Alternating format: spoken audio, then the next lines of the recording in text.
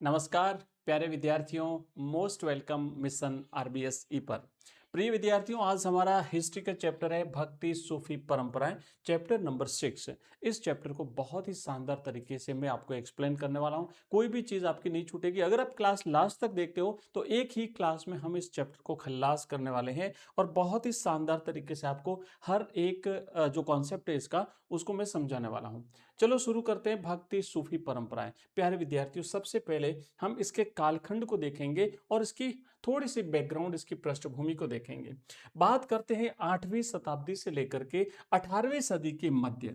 8वीं शताब्दी से लेकर के 18वीं शताब्दी के मध्य भारतीय उपमहाद्वीप के धार्मिक विश्वासों और आचरणों में भारी बदलाव आए। अब पहले जो धार्मिक विश्वास थे उसमें बदलाव आने लगा, है ना। 8वीं शताब्दी से 18वीं शताब्दी के मध्य बहुत सारी नई परंपराएं, नए सिद्धांतों का विकास होने लगा धर्म के क्षेत्र में। मुख्य विशेषताएं क्या थी? इस काल की सबसे बड़ी विशेषता थी संत कवियों की रचनाएं, जिन्होंने क्षेत्रीय भाषाओं में स्वयं को अभिव्यक्त किया। आज से इस समय से थोड़ा सा अगर हम बैकग्राउंड में चलते हैं, वैदिक काल में चलते हैं, अगर हम पौराणिक युग में चलते हैं, थोड़ा सा जटिल परंपराएं थी, जटिल चीजें थी और लोगों की पकड़ से या लोगों की समझ से बाहर की चीजें थी। बट ये जो समय आया 8वीं से 18वीं शताब्दी, तो जो संत कवि हुए उन्होंने समस्त धर्म का प्रचार जो वो जनता की भाषा में करना शुरू कर दिया। उन्होंने घूम घूम करके बहुत अलग तरीके से जो है वो इस क्षेत्र में अपनी प्रगति दिखाना शुरू किया।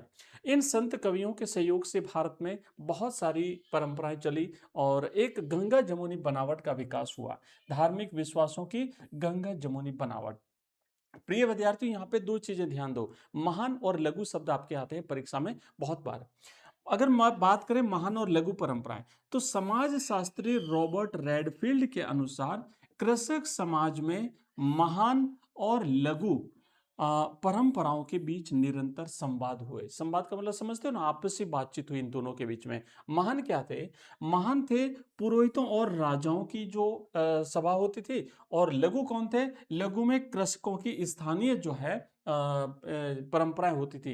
इनके बीच में अब आपस में क्या होने लगे? लगातार जो है वो संवाद होने लगे। तो यहाँ पे दो चीजें ध्यान देना, महान और लघु परंपराएं। दूसरी चीज है वैचारिक प्रसार। ब्राह्मणीय विचारधारा का प्रसार पौराणिक ग्रंथों के द्वारा हुआ, है ना। वैदिक और पौराणिक जो ग्रंथ होते थे, तो जो पौराणिक ग्रंथ थे उसमें ब्राह्मणीय परंपराओं का विकास हुआ, जिसे स्त्रियों और शूद्रों के द्वारा भी ग्रहण किया जा सकता था। आगे बढ़ेंगे। अब जैसे जैसे समय बीतता गया, जैसे जैसे आगे बढ़ते गए, वैसे वैसे इस क्षेत्र में और ज्यादा विकास होता चला गया। पूजा प्रणालियों का समन्वय। सबसे पहले बात करेंगे हम जगन्नाथ की। जगन्नाथ संप्रदाय और समन्वय। समन्वय का सबसे उत्कृष्ट उदाहरण पुरी यानी उड़ीसा का है, जहां पर 12वीं शताब्दी तक मुख्य देवता जगन्नाथ को विष्णु के रूप में प्रस्तुत किया गया था। आज भी आपने देखा होगा भगवान जगन्नाथ की रथ यात्रा निकलती है उड़ीसा में, पुरी में। तो यही जो काल था, इस काल में जगन्नाथ को विष्णु भगवान का सबसे बड़ा अवतार के रूप में जो है वो पूजा जाता था। स्थानीय परंपरा और काष्ठ मूर्तियां। इनकी मूर्ति आज भी स्थानीय जनजाति के विशेषज्ञों के द्वारा लकड़ी यानी काष्ठ से गढ़ी जाती है और बहुत ही भव्य शोभा यात्रा निकाली जाती है। लाखों लोग उसमें शामिल होते हैं, बड़े बड़े रथ बनाए जाते हैं और उस समय से ये परंपरा चल रही है, जो विष्णु के अन्य स्वरूपों से भिन्न है। क्योंकि विष्णु के जो अन्य स्वरूप होते हैं उसमें अलग प्रकार की इनकी प्रतिमूर्तियां बनाई जाती है, जबकि यहाँ पर काष्ठ की प्रतिमूर्ति बनाई जाती है। लकड़ी की जो है वो भगवान का एक रूप बनाया जाता है। देवी संप्रदायों का समन्वय और तांत्रिक पूजा की अगर हम बात करें, तो देवी संप्रदायों के समन्वय में स्थानीय देवियों की उपासना सिंदूर पोते पत्थरों के रूप में होती थी। मतलब एक पत्थर का एक आकृति होती थी, उसको सिंदूर से लेपा जाता था, उसकी पूजा होती थी, जिन्हें बाद में मुख्य देवताओं की पत्नी जैसे विष्णु की पत्नी लक्ष्मी या शिव की पत्नी पार्वती मान लिया गया। तो ये जो देवियों की जो पूजा होती थी, बाद में इन्हें भी जो है वो अलग अलग देवियों के रूप में पूजा गया, माना गया। तांत्रिक पूजा पद्धति की अगर बात करें, तो तांत्रिक पूजा पद्धति में स्त्री और पुरुष दोनों शामिल थे और इसमें वर्ग और वर्ण के भेदों की अवहेलना की जाती थी। तो इस प्रकार ये जो है अलग अलग पूजा परंपराएं जो है वो देखने को मिलती है इस काल में। नेक्स्ट आप देखेंगे कि वैदिक काल और पौराणिक परंपराओं में संघर्ष होने लगा। प्रिय विद्यार्थियों ध्यान देना कि वैदिक जो देव थे उनकी गौणता होने लगी और पौराणिक को अब महत्व मिलने लगा। यानी जो वैदिक काल के जो देवता थे, आपने देखा होगा वैदिक देवकुल में अग्नि थे, इंद्र थे और सोम थे। ये तीन प्रसिद्ध देवता थे, महत्वपूर्ण देवता थे। ये देवता जो है अब गौण हो गए, यानी अब इनका महत्व कम हो गया और पौराणिक मिथकों का महत्व जो है वो अब बढ़ने लगा था इस समय में। यज्ञ समर्थकों और भक्ति तांत्रिकों में संघर्ष होने लगा।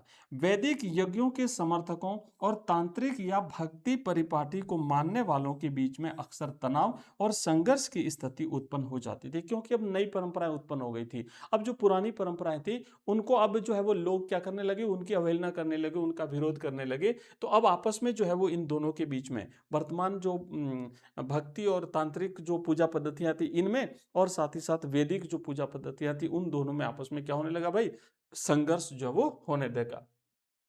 प्रारंभिक भक्ति परंपराएं, इसमें सबसे महत्वपूर्ण दो जो संत संप्रदाय थे उसमें एक थे अलवार और दूसरे थे नयनार। ध्यान से समझना अलवार और नयनार को आप क्योंकि यहां से बहुत सारे प्रश्न बनते हैं।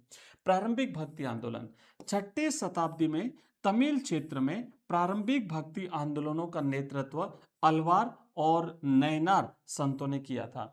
अगर अलवार संतों की बात करें तो ये भगवान विष्णु के भक्त होते थे, विष्णु को अपना आराध्य मानते थे, और जो नयनार होते थे ये शिव को अपना आराध्य मानते थे। तो तमिल क्षेत्र में दक्षिण भारत में दो संत संप्रदायों का विकास हुआ था। एक थे अलवार जो विष्णु भगवान के समर्थक थे और दूसरे थे नयनार जो शिव भगवान के समर्थक थे। भजन, भ्रमण और मंदिर, ये संत भ्रमण करते हुए अपने इष्ट देव की स्तुति में तमिल भाषा में भजन गाते थे। ये भाषा जरूर याद रखना, दोनों ही संत संप्रदाय तमिल भाषा में क्या करते थे भाई, भजन गाते थे। और उन्होंने कुछ पावन स्थलों पर मंदिरों की नींव रखी, यानी अपने अपने आराध्य के लिए मंदिर बनाए। अलवार संतों ने अपने विष्णु भगवान के लिए और नयनारों ने अपने शिव भगवान के लिए जो वो मंदिर बनाए थे। अब ध्यान दो, जाति प्रथा का विरोध और तमिल वेद। जाति प्रथा का कड़ा विरोध, अलवार और नयनार संतों ने जाति प्रथा और ब्राह्मणों की प्रभुता का कड़ा विरोध किया। उनमें अस्पृश्य माने जाने वाले लोग भी शामिल थे। तो अब क्योंकि उस समय समाज में काफी एक प्रकार से विरोध था इनके खिलाफ, विक्षोभ था, और यहाँ पर आकर के उन्हें थोड़ा सा समर्थन मिला तो इन्होंने जो है वो ब्राह्मणीय परंपराओं का विरोध करना शुरू कर दिया था। अब ये एक मोस्ट इंपोर्टेंट जो ग्रंथ है इसका नाम आप याद रखिए, ये कई बार परीक्षाओं में पूछा जाता है, नल हीरा दिव्य प्रबंधकम। इसे तमिल वेद के नाम से जाना जाता है। अलवार संतों के मुख्य काव्य संकलन नल हीरा दिव्य प्रबंधम को तमिल वेद का दर्जा दिया गया, जो संस्कृत के चारों वेदों के समान महत्वपूर्ण माना गया। तो संस्कृत में जो वेद थे उतना ही ज्यादा महत्व इसको मिला, क्योंकि ये वैदिक परंपराओं का विरोध करते थे। तो इन्होंने अपना एक नया जो एक ग्रंथ था उसका निर्माण किया तमिल भाषा में, जिसका नाम था नल हीरा दिव्य प्रबंधम। और ध्यान रखना ये अलवार संतों का ग्रंथ है। भाई दो संत संप्रदाय थे ना, अलवार और नयनार, तो ये अलवारों का था। अब जो अलवार संत थे उनमें एक स्त्री भक्त का नाम आता है, बहुत ही महत्वपूर्ण रूप से ध्यान देना। भक्ति परंपरा में स्त्री भक्तों की अगर हम बात करें तो पहला नाम आता है अंडाल का। ये एक अलवार स्त्री संत थी। प्रिय विद्यार्थियों, अलवार स्त्री संत अंडाल स्वयं को विष्णु की प्रेयसी मानकर प्रेम भावना को छंदों में व्यक्त करती थी। जैसे आपने मीराबाई का देखा होगा, मीराबाई ने कहता ना कि मेरु तो गिरधर गोपाल दूसरो न कोई। तो अपने आप को भगवान के प्रति समर्पित करके भगवान को ही अपना सब कुछ मान लिया। उसी तरीके से जो अंडाल है इन्होंने भी जो अलवार संत थे इन्होंने भी भगवान विष्णु को ही अपना सर्वस्व मान लिया था और अपने आप को उनकी प्रेयसी मानती थी। आप देख पा रहे हो जो है वो ये एक महिला संत थी। और इसी तरीके से एक और स्त्री संत हुई थी जिसका नाम था करैक्काल अम्मैयार, और ये एक नयनार संत थी। प्रिय विद्यार्थियों, नयनार संत करैक्काल अम्मैयार ने शिव भक्ति के लिए घोर तपस्या का मार्ग अपनाया था और पितृसत्तात्मक आदर्शों को कड़ी चुनौती दी थी कि भाई महिलाएं भी इस क्षेत्र में बहुत आगे बढ़ सकती हैं। और इन्होंने जो है वो पुरुष प्रधानता को एक प्रकार से कह सकते हैं उसका प्रतिकार किया था। तो ये दो महिला संत आप जरूर याद रखें, अंडाल जो अलवार थी, अ से अ याद रखना आप, अंडाल जो अलवार थी, और करैकल अम्मैयार जो नयनार संत थी। नयनार जो शिव को मानते हैं और अलवार जो है वो भगवान विष्णु को मानते हैं। अब बात करते हैं राज्य के साथ में संबंध। चोल शासन की अगर हम बात करें तो चोल सम्राट और भव्य शिव मंदिर।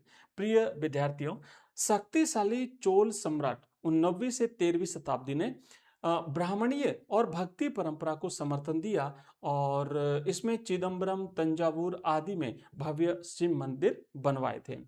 धातु प्रतिमाएं और तवरम ग्रंथ की अगर हम बात करें तो सम्राट परांतक प्रथम ने अपार, सबंदर और सुंदरार जैसे नयनार संतों की धातु प्रतिमाएं मंदिरों में स्थापित करवाई थी। धातु की जो मूर्तियां थी वो मंदिरों में स्थापित करवाई थी और तवरम ग्रंथ का संकलन किया था। तो याद रखना ये एक तवरम ग्रंथ का, ये तवरम ग्रंथ किसका है? ये नयनार जो संप्रदाय था उसका है। और नल हीरा दिव्य प्रबंधकम किसका है? वो अलवार संतों का है। और ये जो चोल शासक थे इन्होंने भगवान शिव और जो ब्राह्मणीय परंपरा थी उसको समर्थन दिया था, ये जरूर याद रखिएगा। बहुत भव्य मंदिर इन्होंने जो है वो बनवाए हैं। बात करें कर्नाटक की वीर शैव परंपरा, जिसे लिंगायत परंपरा या लिंगायत संप्रदाय के नाम से भी जाना जाता है। आंदोलन का उद्भव जो है वो 12वीं शताब्दी में हुआ था। प्रिय विद्यार्थियों, कर्नाटक में कलाचुरी राजा के मंत्री बासवन्ना के नेतृत्व में वीर शैव या लिंगायत आंदोलन का उद्भव हुआ था। एक राजा थे कर्नाटक के, कलाचुरी राजा, इनके दरबार में जो मंत्री थे बासवन्ना, इन्होंने एक नए संप्रदाय का आगाज किया था, एक नए संप्रदाय की शुरुआत की थी। उस संप्रदाय का नाम था लिंगायत संप्रदाय, जिसे वीर शैव यानी शिव के वीर के नाम से भी जाना जाता है। शिव आराधना और आस्था, लिंगायत शिव की आराधना लिंग रूप में करते हैं। पुरुष बाएं कंधे पर चांदी के पिटारे में लघु लिंग धारण करते हैं और जंगम का आदर करते हैं। प्रिय विद्यार्थियों, आप देख पा रहे हैं कि हम चैप्टर नंबर 6 हिस्ट्री में पढ़ रहे हैं और एक एक करके सारे चैप्टर्स में आपके कवर करवाऊंगा। हमने इससे पहले 5 चैप्टर्स कंप्लीट कर लिए हैं और आगे आने वाले बहुत ही जल्दी आपको हम कंप्लीट चैप्टर अवेलेबल कराएंगे आपके तीनों किताबों के। ये जो कंप्लीट जो आप नोट्स देख पा रहे हो विथ इमेज, ये अगर आप नोट्स चाहते हो तो आप हमारा ऐप डाउनलोड करिए। ऐप डाउनलोड करने के लिए आप इस वीडियो के डिस्क्रिप्शन में हमारे व्हाट्सएप ग्रुप और टेलीग्राम चैनल का लिंक दिया हुआ, उस पर क्लिक करेंगे, आपको हमारे टेलीग्राम पर और हमारे व्हाट्सएप ग्रुप में हमारे ऐप के लिंक मिल जाएंगे। वहां से ऐप डाउनलोड कर लिए। आप अगर चाहते हैं ना टेस्ट देना, ऑनलाइन टेस्ट अगर देना चाहते हैं, आप अपना स्कोर पता करना चाहते हैं, तो वहां पे आप टेस्ट भी दे सकते हैं। आप टेस्ट सबमिट करते हैं, आपको अपना रिजल्ट मिल जाएगा। वहां पे आपको नोट्स मिल जाएंगे, वीडियो लेक्चर्स मिल जाएंगे, बोर्ड एग्जाम से रिलेटेड ऑल ऑफ कंटेंट आपको सब कुछ मिल जाएगा। प्रिय विद्यार्थियों, आप इस वीडियो के डिस्क्रिप्शन में व्हाट्सएप ग्रुप और टेलीग्राम का जो लिंक है उसे एक बार क्लिक करके ज्वाइन कर लीजिए। चलो आगे बढ़ेंगे। नेक्स्ट अब हमारा अगला जो पॉइंट है वो हम देखने वाले हैं, लिंगायतों के सामाजिक विचार। ये जो लिंगायत हैं, वीर शैव परंपरा जो थी जिसकी शुरुआत बासवन्ना ने करी थी, तो इनके सामाजिक क्या विचार थे? जाति और पुनर्जन्म का विरोध। अब इन्होंने क्या किया था कि जो लिंगायत है इन्होंने जाति की अवधारणा, दूषित होने की ब्राह्मणी अवधारणा और पुनर्जन्म के सिद्धांत का कड़ा विरोध किया था। इन्होंने कहा पुनर्जन्म नहीं होता है। इन्होंने जाति व्यवस्था का जो एक विभाजन था उसको नहीं माना और साथ ही साथ इन्होंने पुनर्जन्म में भी विश्वास नहीं किया था। सामाजिक सुधार और प्रथाएं, प्रिय विद्यार्थियों, इन्होंने धर्म शास्त्रों में अस्वीकृत प्रथाओं जैसे वयस्क विवाह और विधवा पुनर्विवाह को मान्यता प्रदान की थी। तो ये इन्होंने कुछ समाज सुधार के कुछ उपाय करे थे और जिनको इन्होंने जो है वो मान्यता दी थी और इससे भी लोगों का इनके प्रति झुकाव बढ़ा था। नेक्स्ट है उत्तरी भारत में धार्मिक उफान। अभी तक हमने केवल दक्षिण भारत की बात करी। दक्षिण भारत में अलग अलग जो संप्रदाय हुए, अलग अलग जो विचारधाराएं उत्पन्न हुई और उन्होंने क्या समाज के हित में क्या काम किए, किसका विरोध किया, किसको समर्थन दिया, ये सारी चीजें हम देख चुके हैं। अब हम बात करते हैं उत्तर भारत के। प्रिय विद्यार्थियों, नए नेताओं का उदय हुआ था। उत्तरी भारत में राजपूत राज्यों और ब्राह्मणों के प्रभुत्व के बीच नाथ, जोगी और सिद्ध जैसे रूढ़िवादी ब्राह्मणीय सांचे से बाहर के नेताओं का प्रभाव जो है वो अब धीरे धीरे बढ़ने लगा था। शिल्पी समुदाय और चुनौती, इनमें से बहुत से शिल्पी समुदाय जैसे जुलाय से थे जिन्होंने वेदों की सत्ता को चुनौती दी और जन भाषा में उपदेश दिए, क्योंकि वैदिक जो शिक्षाएं थी वो विशेष रूप से संस्कृत में थी, आम जनता की पहुंच से दूर के विषय थे। लेकिन इन्होंने, ये जो संत हुए, इन्होंने आम जनता की भाषा में जो है वो उपदेश देना शुरू किया। इसलिए ज्यादा से ज्यादा लोगों का जुड़ाव इनके साथ होता चला गया। इसी बीच इस्लामी परंपराएं और शासक वर्ग जो है वो भारत में देखने को मिलता है। तो यहां से हम देखेंगे साम्राज्य विस्तार और प्रसार के कारण 711 ईस्वी में मोहम्मद बिन कासिम के द्वारा सिंध विजय की गई और बाद में दिल्ली सल्तनत और मुगल साम्राज्य की स्थापना से इस्लामी परंपराओं का प्रसार भारत में होने लगा। भाई शुरुआत हुई थी मोहम्मद बिन कासिम के भारत आक्रमण से, सिंध आक्रमण से, और उसके बाद धीरे धीरे फिर भारत में सल्तनत काल की स्थापना हुई, बाद में मुगल आए और उसके बाद इस तरीके से जो है उनके साथ जो इनके जो सिद्ध पुरुष थे वो भी इनके साथ आए और इन्होंने अपने धर्म का प्रचार शुरू कर दिया था। शासक और शरिया। मुसलमान शासकों को सैद्धांतिक रूप से उल्मा के मार्गदर्शन में शरिया का पालन करना होता था। शरिया एक इस्लामी कानून होता है, ध्यान देना प्रिय विद्यार्थियों, और इस इस्लामी कानून जिसे शरिया कहते हैं उसका पालन करना होता था। किसको? शासक को। और किसके निर्देशन में? उल्मा के निर्देशन में, उल्मा या उलेमा जो इनके धार्मिक नेता होते हैं। इसके बाद में जिमी और जजिया कर। प्रिय विद्यार्थियों, ये दो करों के बारे में जरूर जानकारी रखनी है आपको, यहां से प्रश्न पूछा जाता है। जिमी का दर्जा, क्योंकि उपमहाद्वीप में गैर मुस्लिम बहुसंख्यक थे। कैसे थे? गैर मुस्लिम, जो मुसलमानों के अलावा जो जातियां थी वो बहुसंख्यक थी, इसीलिए उन्हें जिम्मी यानी संरक्षित क्षेत्र का दर्जा दिया गया था। जजिया कर और संरक्षण। वे लोग जजिया नामक कर चुकाकर मुस्लिम शासकों से संरक्षण प्राप्त करते थे।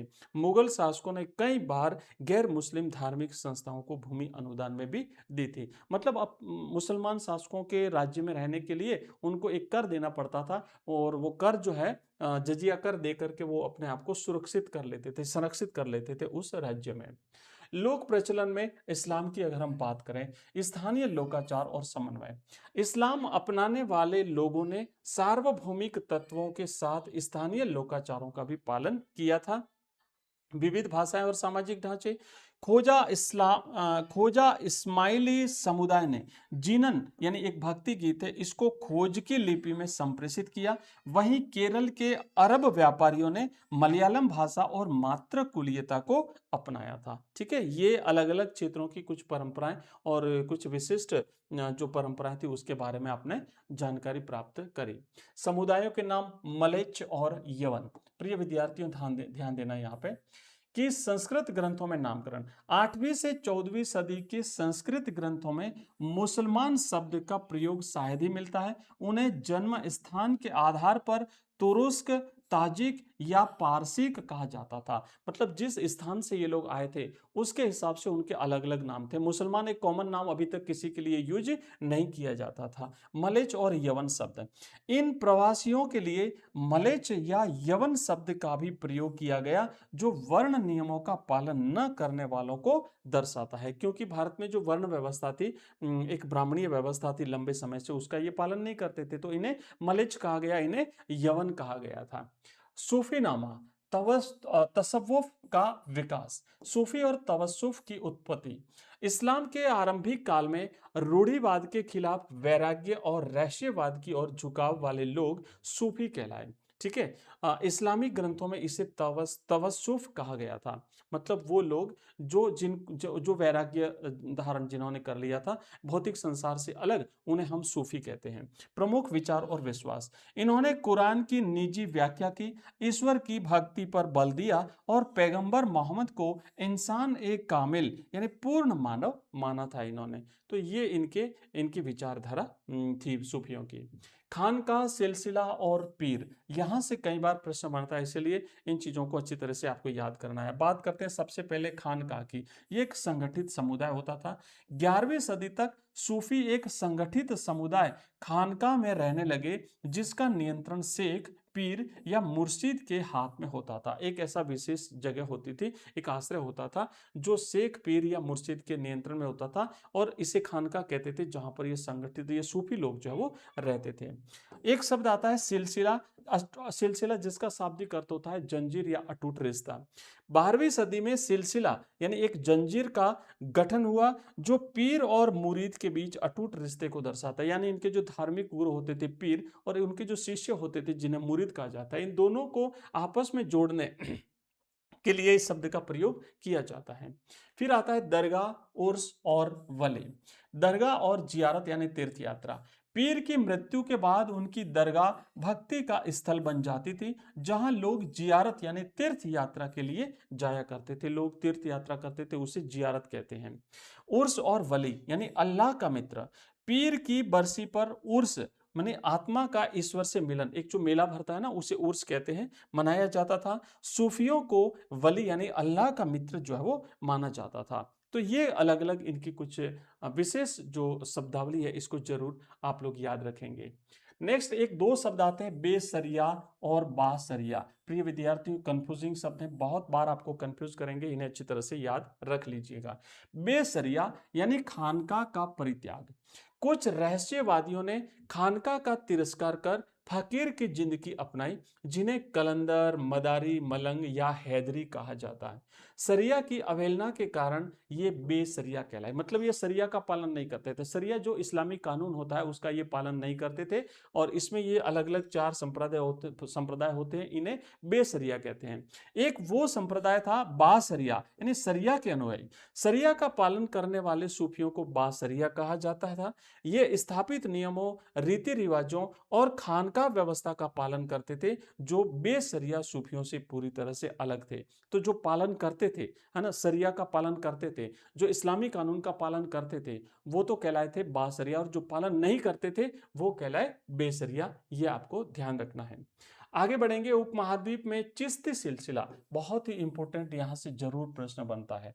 देखो, चिश्ती सिलसिले का प्रभाव 12वीं सदी के अंत में भारत आए सूफी समुदायों में चिश्ती सबसे अधिक प्रभावशाली रहे, क्योंकि इन्होंने भारतीय भक्ति परंपरा की विशिष्टताओं को अपनाया था। स्थानीय परंपराओं को जब अपनाया तो ये थोड़ा सिलसिला जो ज्यादा प्रभावशाली हो गया था। प्रमुख सूफी उपदेशक ख्वाजा मोइनुद्दीन चिश्ती, इनके नाम जरूर याद रखिए। इनकी दरगाह कहाँ पर है ये भी पूछा जाता है। जैसे ख्वाजा मोइनुद्दीन चिश्ती साहब हैं, कुतुबुद्दीन बख्तियार काकी हैं, है ना, बाबा फरीद और निजामुद्दीन औलिया इनके प्रमुख उपदेशक थे। किसके? सूफी जो सिलसिला है, चिश्ती सिलसिला है, चिश्ती सिलसिले के प्रमुख उपदेशक हुए हैं। नेक्स्ट आता है जमात खाना, निजामुद्दीन औलिया की खानका। जमात खाना और आगंतुक। दिल्ली में यमुना किनारे स्थित उनकी खानकाह में जमात खाना था, जहां अमीर खुसरो जैसे कवि और आम लोग आया करते थे। लंगर और स्थानीय परंपराएं। यहाँ फुतू यानी बिना मांगी खैरात पर एक सामुदायिक रसोई लंगर चलती थी, और स्थानीय परंपराओं को आत्मसात यहाँ पे किया गया था। तो ये आपको दो शब्दावली और ध्यान रखनी है। नेक्स्ट आता है चिश्ती उपासना में जियारत और कव्वाली। प्रिय विद्यार्थियों, दरगाह और जियारत। अजमेर की गरीब नवाज यानी ख्वाजा मोइनुद्दीन चिश्ती साहब की जो दरगाह है, सबसे पूजनीय थी, जहां मोहम्मद बिन तुगलक और अकबर 14 बार आया था। मोहम्मद बिन तुगलक भी यहाँ पे आया था जैसे शासक। इस अजमेर की जो अपने ख्वाजा मोइनुद्दीन चिश्ती साहब गरीब नवाज जिन्हें जाना जाता है, की दरगाह पर आए थे। महफिल ए समा और कव्वाली। सूफी संगीत की महफिल समा और अमीर खुसरो द्वारा रचित कोल के माध्यम से कव्वाली गाकर ईश्वर की उपासना जो है वो की जाती थी। यहाँ पे जो उपासना में गाया जाता था उसे कव्वाली कहा जाता है। भाषा और संपर्क, पद्मावत और दक्खनी। हिंदवी भाषा और पद्मावत। सूफियों ने हिंदवी भाषा को अपनाया। मलिक मोहम्मद जायसी ने प्रेम काव्य पद्मावत, जिसमें रतन सेन और पद्मिनी की कथा की रचना की थी, और इस एक भौतिक कथा के माध्यम से इन्होंने अलौकिक प्रेम के बारे में समझाया है। दक्खनी भाषा और लोकगीत। कर्नाटक के बीजापुर क्षेत्र में चिश्ती संतों ने दक्खनी भाषा में लोरियां और सादी नामे रचे, जो औरतों द्वारा चक्की पीसते समय गाए जाते थे। पहले हाथ से चक्की पीस करके जो आटा बनाया जाता था, उस समय ये गीत जो है वो महिलाओं के द्वारा गाए जाते थे। नेक्स्ट आता है सूफी और राज्य के संबंध, सत्ता से दूरी और दान। चिश्ती संत सत्ता से दूर रहते थे, लेकिन शासकों द्वारा दिए गए इनाम, कर मुक्त जो भूमि होती थी या दान को स्वीकार कर उसे लंगर या महफिलों पर खर्च कर देते थे। समर्थन और आपसी तनाव। सुल्तानों ने अवाम का समर्थन पाने के लिए सूफियों का सहारा लिया। कभी कभी झुककर प्रणाम करने जैसे आचारों पर भी शासकों और सूफियों में तनाव भी हुआ करता था। आगे बढ़ेंगे। अब नेक्स्ट हम यहाँ पे देखेंगे देवीय वस्त्र की बुनाई। कबीर दास जी की बात करते हैं। कबीर की रचनाएं और संकलन। कबीर की रचनाएं 3 मुख्य परिपाटियों में संकलित है। सबसे पहले बात करते हैं कबीर बीजक की, इसमें कबीर पंथियों के द्वारा संकलित है। फिर आता है कबीर ग्रंथावली, जिसमें दादू पंथियों के द्वारा संकलित है। और अंत में आता है आदि ग्रंथ साहिब।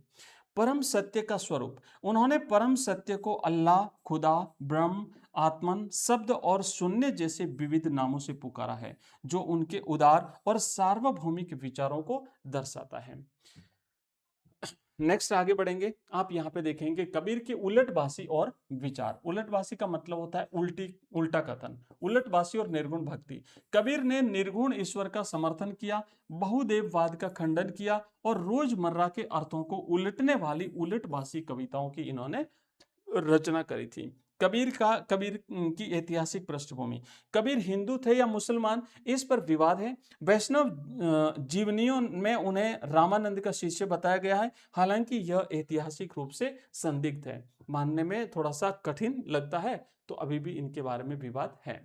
बाबा गुरु नानक और पवित्र शबद, प्रारंभिक जीवन और संदेश। गुरु नानक साहब 1469 से लेकर 1539 ने ननकाना साहिब गांव में जन्म लिया था। उन्होंने बाहरी आडंबरों को नकार करके अकाल पुरख यानी निराकार रब की उपासना का संदेश जो है वो दिया था। शबद, रबाब और संगत, वे पंजाबी में शबद गाते थे और उनका सेवक मर्दाना रबाब बजाता था। उन्होंने संगत, सामुदायिक जो उपासना होती थी, के नियम भी बनाए थे। नेक्स्ट आगे हम देखेंगे सिख धर्म का विकास यानी खालसा पंथ, आदि ग्रंथ साहिब का संकलन। पांचवें गुरु, सिख धर्म के जो पांचवें गुरु हैं अर्जुन देव जी ने नानक, कबीर और बाबा फरीद की बानी को आदि ग्रंथ साहिब गुरबानी के रूप में संकलित किया है। यहां से प्रश्न कई बार बनता है, तो ध्यान रखना, इनके पांचवें गुरु अर्जुन देव ने। खालसा पंथ की स्थापना, 10वें गुरु गोविंद सिंह ने खालसा पंथ की नींव रखी और 5 प्रतीकों केस, कृपाण, कच्छ, कंगा और कड़ा को अनिवार्य कर इसे एक सैन्य बल प्रदान किया था। नेक्स्ट अपन देखने वाले हैं कि जो मीराबाई भक्तिमय राजकुमारी, राजमहल का त्याग और कृष्ण भक्ति। मेड़ता की राजकुमारी मीराबाई ने राजमहल के ऐश्वर्य को त्याग कर भगवान श्री कृष्ण को अपना एकमात्र पति और सर्वस्व स्वीकार कर लिया था। सामाजिक रूढ़ियों का विरोध और भक्ति गीत, उन्होंने चर्मकार जाति के संत रैदास जी को अपना गुरु मान करके जातिवादी रूढ़ियों को तोड़ा। उनके रचे भक्तिमय गीत आज भी गुजरात और राजस्थान में अत्यंत लोकप्रिय हैं। प्रिय विद्यार्थियों, आगे बढ़ेंगे और यहाँ पर आप देखने वाले हैं शंकर देव का भागवती धर्म असम में। बहुत बार यहाँ से प्रश्न बनता है, भगवती धर्म का प्रचार। 15वीं सदी के उत्तरार्ध में असम में शंकर देव ने विष्णु के प्रति पूर्ण समर्पण पर केंद्रित भागवती धर्म का प्रचार किया था। सत्र, नामघर और कीर्तन घोष, उन्होंने आध्यात्मिक ज्ञान के लिए सत्र यानी मठ और नामघर की स्थापना को बढ़ावा दिया। कीर्तन घोष उनकी प्रमुख काव्य रचना है, किसकी? शंकर देव की। और असम से इन्होंने इस भक्ति परंपरा का सूत्रपात किया था। सूफी परंपरा के स्रोत तजाकिरा, मकतूबात। प्रिय विद्यार्थियों, मुख्य स्रोत कश्फ उल महजूब और मूल फुजात हैं। सूफी इतिहास के मुख्य स्रोतों में कश्फ उल महजूब एक प्रबंध और जो मूल फुजात है सूफी संतों की बातचीत का संग्रह जैसे फवाइद अल फुआद आदि शामिल हैं। मकतूबात और तजाकिरा, इसके अलावा मकतूबात क्या है? सूफियों के पत्रों का संकलन। और तजाकिरा यानी सूफी संतों की जीवनियों जैसे सियार उल औलिया इतिहासकारों के अत्यंत महत्वपूर्ण ग्रंथ जो वो देखने को मिलते हैं। और इसी के साथ ये हमारा चैप्टर यहीं पर कंप्लीट हो जाता है। जैसा कि मैंने शुरुआत में कहा था, एक ही वीडियो में हम इस पूरे चैप्टर को कंप्लीट करेंगे, तो बिल्कुल कंप्लीट कर दिया। और अब इसके जो क्वेश्चंस हैं, ऑब्जेक्टिव टाइप के प्रश्न, लघुतरात्मक प्रश्न, अति लघुतरात्मक प्रश्न, इसकी नेक्स्ट क्लास आपको बहुत ही जल्दी मिलेगी। अगर आप चाहते हैं कि आपका पूरा सिलेबस हिस्ट्री का, हिंदी का, ज्योग्राफी का, पॉलिटिकल साइंस का, इंग्लिश का कंप्लीट हो जाए, तो आज ही चैनल को सब्सक्राइब कर लीजिए, वीडियो को लाइक करिए और ज़्यादा से ज़्यादा अपने दोस्तों के साथ शेयर कीजिए। प्रिय विद्यार्थियों, 8 बजे हमारी लाइव क्लास होती है। मिलते हैं अगली क्लास में, तब तक ऐसे ही पढ़ते रहिए, आगे बढ़ते रहिए।